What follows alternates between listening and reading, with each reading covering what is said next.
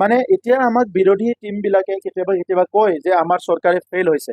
মই তেতিয়া প্ৰশ্ন কৰোঁ যে আপোনালোকে জানে নেকি আমাৰ চৰকাৰৰ উদ্দেশ্যটোনো কি? যদি উদ্দেশ্যটোৱে নাজানে আমাৰ ফেইল ছাকচেছটো কেনেকৈ ক'ব? আমাৰ উদ্দেশ্যত আমি সফল হৈছোঁ, কাৰণ UPPL BJP চৰকাৰ গঠন কৰাৰ প্ৰথম আমাৰ টাৰ্গেটটোৱে হৈছিলে, প্ৰথম উদ্দেশ্যটো হৈছিলে শান্তি প্ৰতিষ্ঠা কৰা। ইয়াত আমি ছাকচেছ হৈছোঁ। ছেকেণ্ড উদ্দেশ্য আছিলে নিৰাপত্তা প্ৰদান কৰা। ইয়াত আমি ছাকচেছ হৈছোঁ। থাৰ্ড উদ্দেশ্য আছিলে আমাৰ অঞ্চলত বিভিন্ন জাতি জনগোষ্ঠীৰ মাজত সমন্বয় কৰা। তাতো আমি ছাকচেছ হৈছোঁ।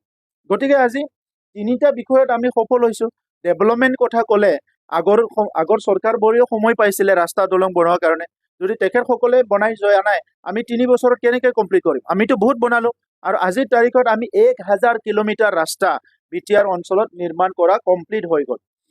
আপোনালোকক এটা হিচাপ দিম যে 17 বছৰৰ BPFৰ সময়ত মাত্ৰ 39,000 PMOৰ ঘৰ বনাইছিলে, আৰু এইটো সাৱধান হৈ আছে।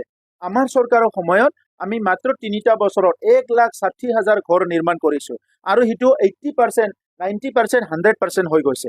গতিকে সেইটোৱে ডিফাৰেঞ্চ, যে তেখেতসকলে চৰকাৰ চলোৱা আৰু আমাৰ চৰকাৰ চলোৱা, যে দুখীয়া গৰীব সকলো শ্ৰেণীৰ মানুহক তেখেতসকলে কেনেকৈ সেৱা কৰিছে, আমি কেনেকৈ সেৱা কৰিছোঁ, সেইটোৱে ডিফাৰেঞ্চ।